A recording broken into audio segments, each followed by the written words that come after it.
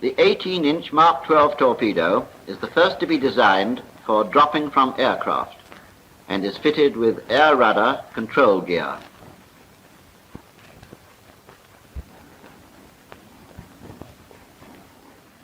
The torpedo is driven by a 4-cylinder burner engine similar in principle to the semi-diesel type. The air, however, is not compressed in the cylinder, but is delivered at pressure from an air. The engine can be adjusted to drive the torpedo at speeds of 27 or 40 knots. The Mark 12 is made up of 6 compartments: warhead, containing high explosive; the air vessel, which provides compressed air; the balance chamber, containing the depth regulating gear; the engine room, which houses the 4-cylinder engine; the buoyancy chamber, which is airtight and contains the gyroscope, by the action of which the torpedo maintains a straight course; and finally the tail, to which is attached the air rudder for the control of the torpedo from the time it leaves the aircraft until it reaches the water. Other components of the tail are the horizontal and vertical stabilizing fins, horizontal and vertical water rudders, gear wheels, propeller shafts, and, of course, propellers. We will now go over the main components of the Mark 12 torpedo once more, with a sectional drawing showing their disposition within the shell. Here is the warhead, with its load of high explosive. Next to it is the air vessel, charged with compressed air. Then there is the balance chamber, containing fuel and oil bottles, and the depth-keeping gear, the engine room, the airtight buoyancy chamber with its gyroscope, and the tail. Now we will take the various parts of the Mark 12 torpedo in detail. The warhead of the Mark 12, which you see here, is charged with 445 pounds of TNT. The nose of the warhead is fitted with a pistol, which, on contact with the target, fires detonators and primers, which then explode the TNT. This is one of the types of pistol used. The air vessel, from which the warhead is now being taken away, is charged with air to a pressure of 1,600 pounds per square inch through the charging valve situated in the balance chamber just aft. This air, which is supplied to the air vessel by a compressor plant, is used to drive various components of the torpedo, such as the gyroscope and servo motor, and is mixed with the fuel which drives the engine.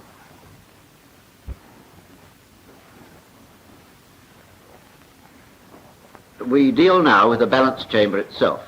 Here is a close view. The side of the balance chamber is cut away, showing the depth regulating gear. This depth gear operates the horizontal rudders and thus controls the depth at which the torpedo travels underwater. Here is another view of the balance chamber. The depth gear is removed, showing the position of the fuel and lubricating oil bottles. The depth-keeping gear of the Mark 12 torpedo is an ingenious piece of mechanism which requires close study. The gear, which you see here removed from the torpedo, consists of a hydrostatic valve mounted at the base of this center column and a pendulum weight, which you see swinging to and fro. The hydrostatic valve is operated by the pressure of sea water, which, as you probably know, increases with depth. And the pendulum weight is made to swing to and fro according to the angle at which the torpedo is traveling up or down through the water. The movements of the hydrostatic valve and pendulum weight are transmitted to the horizontal rudders by a mechanical system, the most important item of which is the servo motor, now on the screen. This servo motor, working on a similar principle to the well-known motorcar brakes, boosts the power exerted by the hydrostatic valve and pendulum weight until it is great enough to do its job of turning the horizontal rudders. Watch how the rudders go up as the tail goes up and down as the tail goes down. The depth-keeping unit is inserted in the torpedo through a hole in the bottom of the balance chamber, the torpedo being turned upside down for convenience, and is secured by nuts onto the seating boards. It is at this point that the hydrostatic valve is in contact with the sea water, and in order that no water should be admitted into the interior of the valve and balance chamber, this rubber washer is placed over the end of the valve. The water pressure, acting through the flexible rubber washer, tends to force the valve inwards. The inward thrust, however, acts against a spring housed in this center column, known as the depth spring. The depth spring is of known strength and can be adjusted to yield to the water pressure and thus allow the valve to move in at any desired pressure. As water pressure increases with depth at a known rate, this means the spring will allow the valve to move in at any desired depth. The depth at which the torpedo is intended to run is known as the set depth. Here is a diagram showing in simplified form how the movements of the hydrostatic valve and pendulum weight control the horizontal rudders and thus steer the up and down course of the torpedo. Varying water pressure at the valve seating is indicated by arrows of varying thickness. First, let us take the movement of the hydrostatic valve. When the torpedo is above its set depth, water pressure is slight and the valve is out.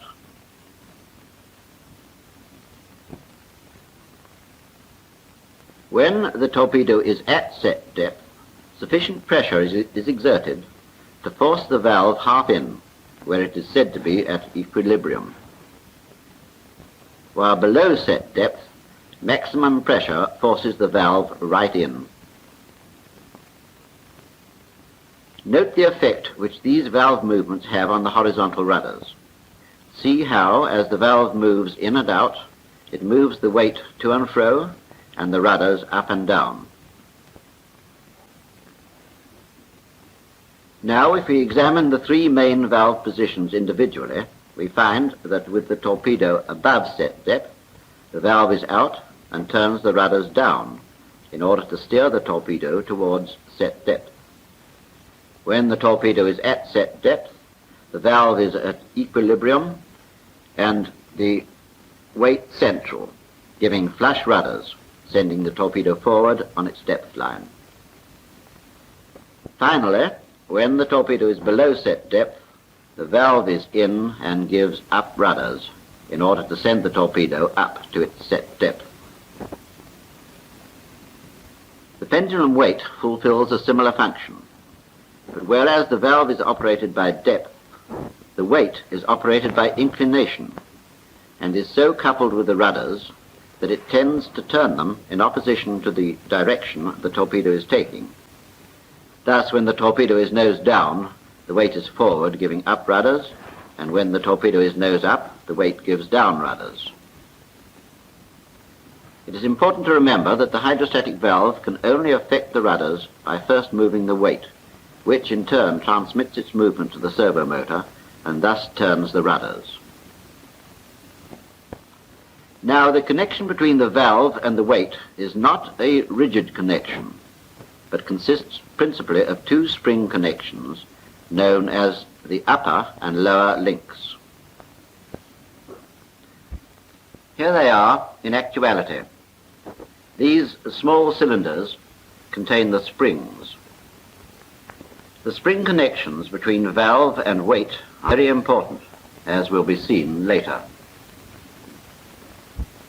To return to our diagrams, in an ideal drop, the torpedo would level out on reaching its depth line, in which case, the weight being central and the valve in equilibrium, it would continue its course at its set depth.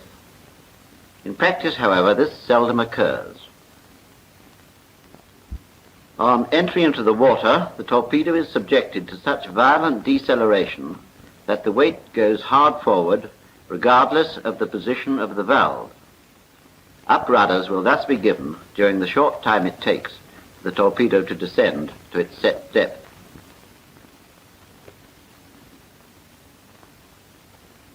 The descent is caused by the impetus of the torpedo, which the rudders are powerless to overcome. Generally, it continues to dive until it decelerates sufficiently to allow the rudders to become effective.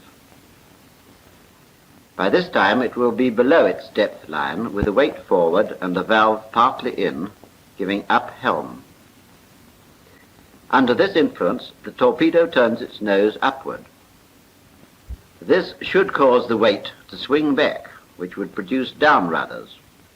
The valve, however, is in, exerting its influence towards up rudders. Here the use of the spring connection between valve and weight is seen, for with weight and valve now working against each other, the spring in the upper link allows a compromise to be reached, with the result that the weight is held partly forward and flush rudders is obtained when the torpedo reaches a suitable angle of recovery, that is, an angle of 8 degrees. This prevents too steep a rise after the initial dive.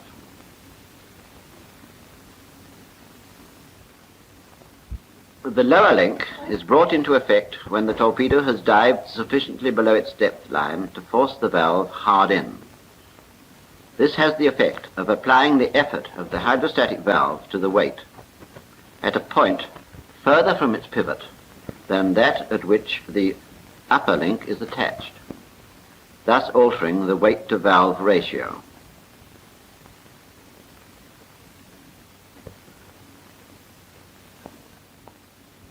The weight is thus held forward longer than would be possible with the upper link only.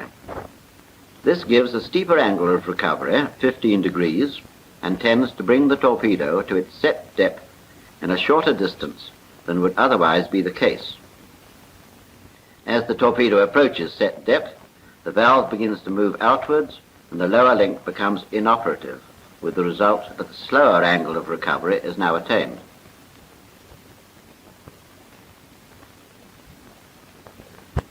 The Mark 12 torpedo is driven by a 4-cylinder burner engine, which you see here being parted from the balance chamber. This engine develops 220 horsepower at 40 knots and 48 horsepower at 27 knots. It is water-cooled, seawater being admitted through these vents. The engine runs on shale oil, which is injected through accurately adjusted jets in the cylinder heads. Here is a section view of the cylinder head. The air supplied to the cylinders passes through this chamber here, which is called the generator, during which its temperature is raised sufficiently to produce combustion when mixed with fuel in the cylinders. The heat in the generator is maintained by pilot fuel supplied through this inlet pipe. This pilot fuel is fired by 2 igniters, which are each charged with cordite and magnesium, now being inserted into the generator. The igniters are exploded by twin hammers, which are automatically released as the torpedo enters the water. Aft of the engine room is the buoyancy chamber, which is airtight. The side of this buoyancy chamber has been cut away to show an important piece of mechanism, the gyroscope. Here it is. We have seen how the up and down course of the torpedo is controlled by the hydrostatic valve and pendulum weight. The job of the gyroscope is to control the lateral course of the torpedo through the medium of the vertical rudders. A gyroscope depends for its action on the directional stability of a rapidly rotating wheel, this small wheel here being used for the purpose. We will take a gyro removed from the torpedo and examine it. It consists principally of a small wheel mounted on horizontal and vertical gimbals. Note how the wheel is easily turned when not spinning. When the torpedo leaves the aircraft, the wheel is automatically started by the release of this spring at the back. As soon as the torpedo enters the water, compressed air at 350 pounds pressure is blown into these cups, which surround the wheel through two jets in the horizontal gimbal. These two jets of air playing into the cups spin the wheel at 24 to 30,000 revolutions a minute. At this speed, the gyro wheel gains a high degree of directional stability, and as you see, the wheel is now quite difficult to turn. Note how, when the gyro housing is turned from side to side, the wheel remains steady. Thus, when the gyroscope is mounted in the torpedo, and the torpedo turns from side to side, the gyro wheel keeps its direction, and in fact the torpedo is turning about the gyro wheel, as can be seen in this diagram. This relative movement between gyro wheel and the rest of the gyroscope operates a valve, which rotates as the torpedo turns from side to side. This in turn operates the steering piston, which can be seen here moving backwards and forwards.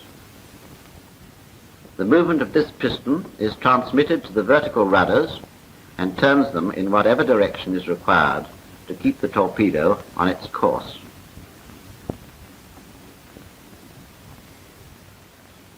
The mechanism for controlling the torpedo during its run in the water has already been explained, but to ensure a good run, it is essential that the attitude of the torpedo on entry be within certain prescribed limits. When a torpedo is dropped from an aircraft in flight, its center of gravity passes along an imaginary line called the trajectory, the horizontal component of which is the same as the speed of the aircraft, and the vertical component the result of the acceleration due to gravity. From this diagram, which shows a high speed and low speed trajectory, it will be seen that the parabola of the trajectory varies with the speed of the aircraft. Experience has shown that the torpedo should enter the water some 3 degrees nose up to trajectory. Should it enter nose down, the torpedo would dive deep, while a tail down drop would probably break the torpedo. This means that the attitude of the torpedo relative to trajectory must be controlled. This is done by drum control gear and air rudder control gear. Drum control gear plays a double role, that of tipping the torpedo downwards so that it will follow the trajectory and of correcting any tendency to roll. The gear consists of a flywheel and pulleys or spools fixed to a common shaft mounted in the bearings of the aircraft. Wires wound round the spools are attached to points on the air rudder. When the torpedo falls, it pulls on the wires and spins the flywheel, which, because of its inertia, offers a certain amount of resistance. The pull of the wires on the tail and the weight of the torpedo acting downwards at the center of gravity provide a couple which turns the nose of the torpedo downwards and gives it the angular velocity or tipping motion necessary to keep it in step with that of the trajectory. Should the torpedo tend to roll in either direction, one wire would obviously take more strain than the other, and thus correct the roll. Control wires are of such length that they control the torpedo while it is still in the disturbed air under the aircraft.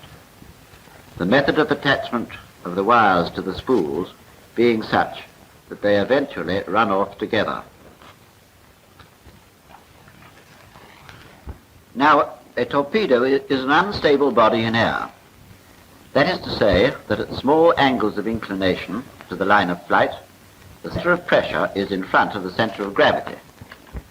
A torpedo falling in air has thus an inherent tendency to oscillate about its center of gravity. To damp out these oscillations and to maintain the torpedo within acceptable limits relative to its line of flight, a system of air rudder control is used. This consists of an air rudder secured to the tail of the torpedo and controlled by an air vane trailing in the slipstream and operating the air rudders through the medium of the servo motor and water rudders. Here is the air vane in close-up. By a special arrangement, the connection between the depth-keeping mechanism and the servo motor is rendered inoperative during the flight in air, and the servo motor is used during this period to transmit the relative movement of the air vane to the air rudder. When the torpedo enters the water, the air rudder and air vane are broken off, and through the medium of a changeover valve, the balance chamber gear again comes into operation to control the torpedo during its run in the water. Finally, we come to the tail, now being removed from the buoyancy chamber. We have seen the action of the two sets of rudders. The principal remaining fact concerns the action of the twin propellers. As the torpedo is a cylindrical body, the effect of one screw only would cause the torpedo to turn over and over. This is overcome by the use of two propellers, accurately balanced and geared to turn in opposite directions. Thus, torque reaction, as it is called, is overcome, and the torpedo driven forward to its target.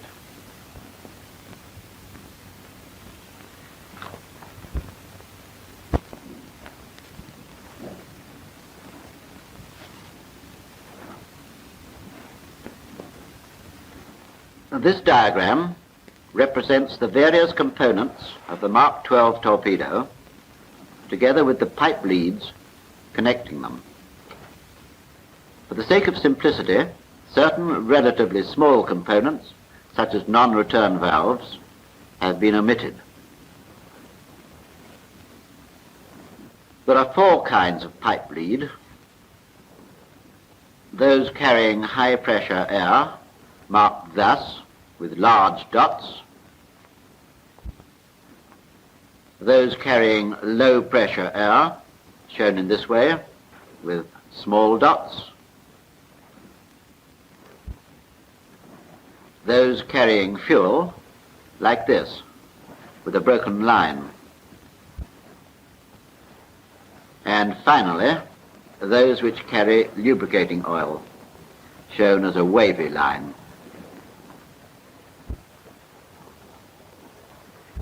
The final step in the preparation of a torpedo for action is one which is carried out in the presence of the pilot, the opening of the stop valve. Here it is. When the stop valve is opened, this is what happens. Air from the air vessel is released and flows to the starting valve.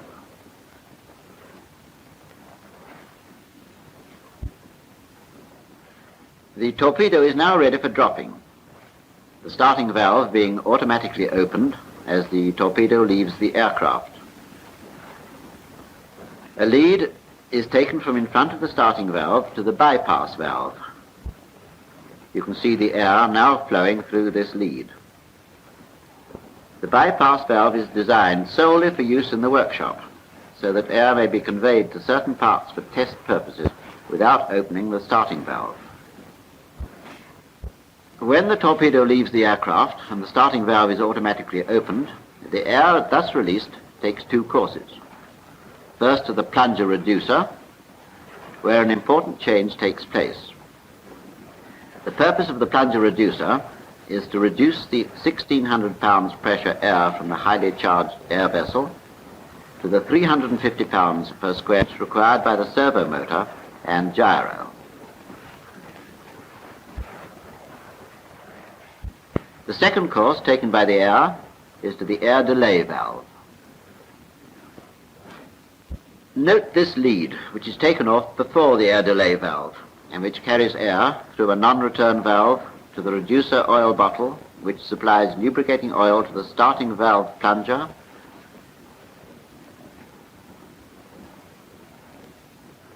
the air delay valve plunger, and to the main reducer.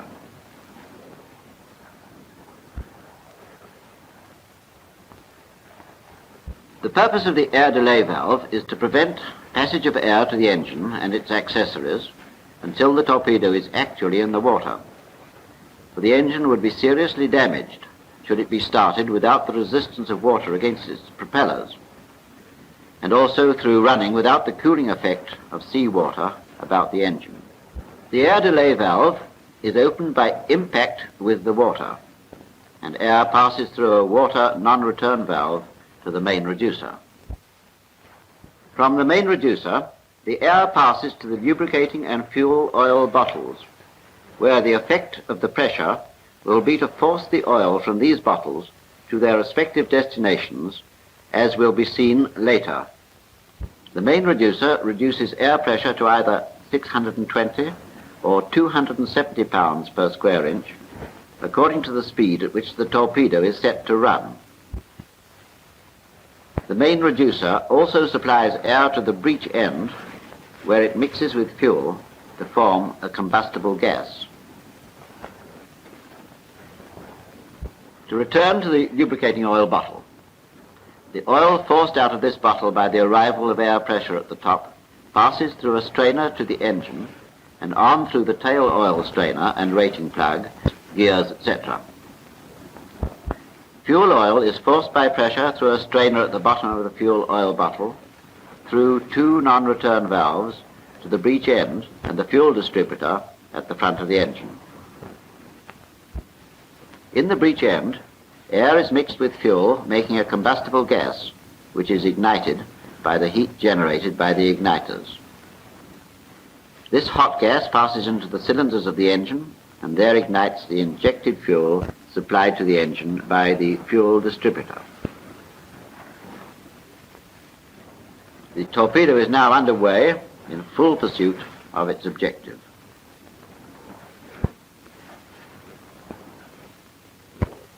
We deal now with the horizontal rudders, which must be carefully checked to ensure they will give the amount of up and down helm required by the depth-keeping mechanism, adjusting if necessary at the star wheel on the servo motor slide.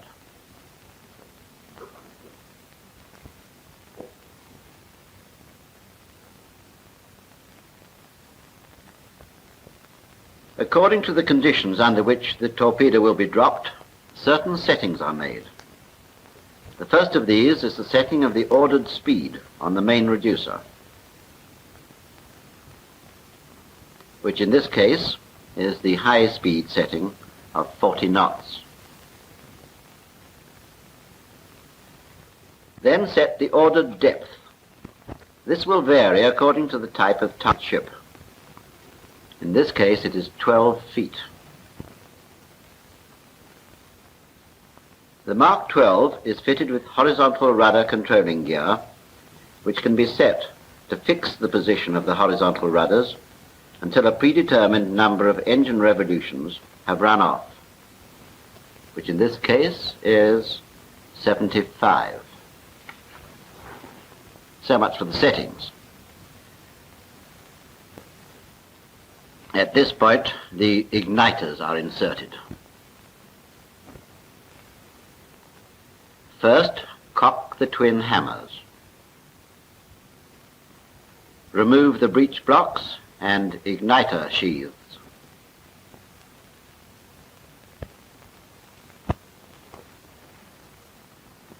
Compare the igniters to ensure that they are of different lot numbers.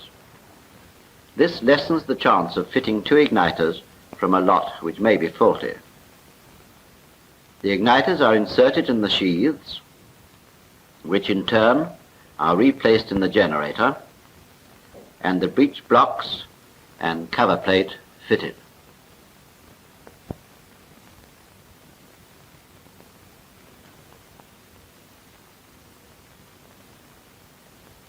The shell of the torpedo is now oiled over to prevent corrosion.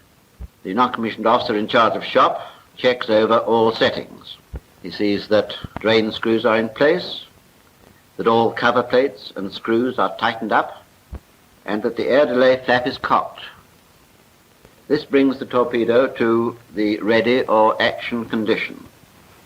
In this condition, the stop valve is of course closed, the air lever pinned forward, and the propeller clamp is on. the air rudder and wind vane will normally be off, and if a contact pistol is to be used, it will be held in readiness for insertion later. For loading on, it is desirable that the aircraft should be on a concrete or tarmac surface, as this facilitates the positioning of the torpedo under the aircraft. The trolley is wheeled into position so that the locating lug on top of the torpedo is below the corresponding fitting in the aircraft.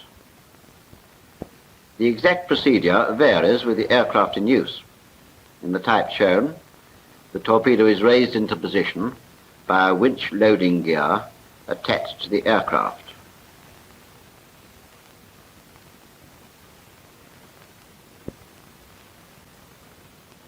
Before the torpedo is raised into position, the primers and pistol are inserted. The pistol will have previously been fitted with detonators at a point remote from the aircraft. On striking a target, the detonators in the pistol are fired.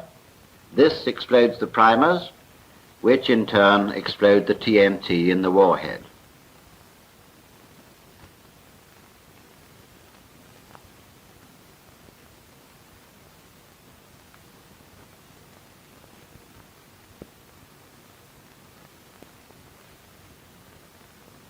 The torpedo is now hoisted into position.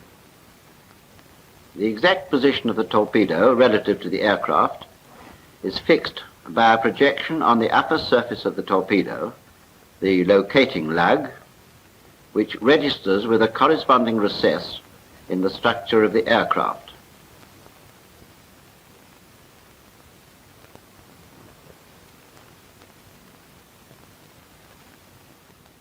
Now comes the operation of fitting the air rudder, which controls the flight of the torpedo in air.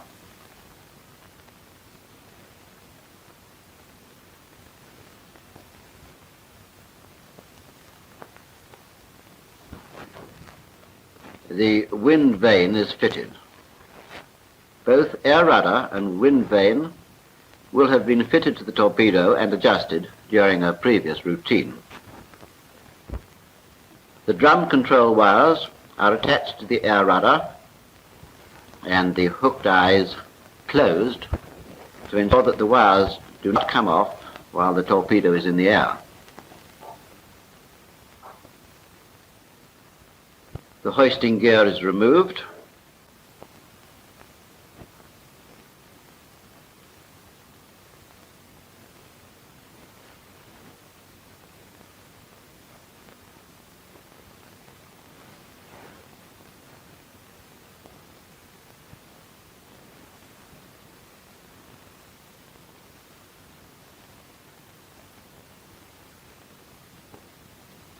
The air lever fid is placed in position and the safety pin withdrawn.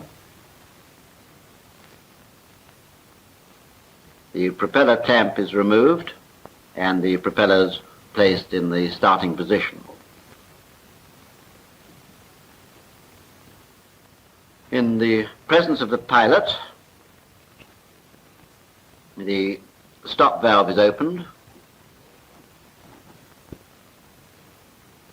and the safety fork removed from the pistol if the latter is of compact type. It now remains only for the engines to be run up, the chocks removed, and all is ready for the pilot to take off in search of his target.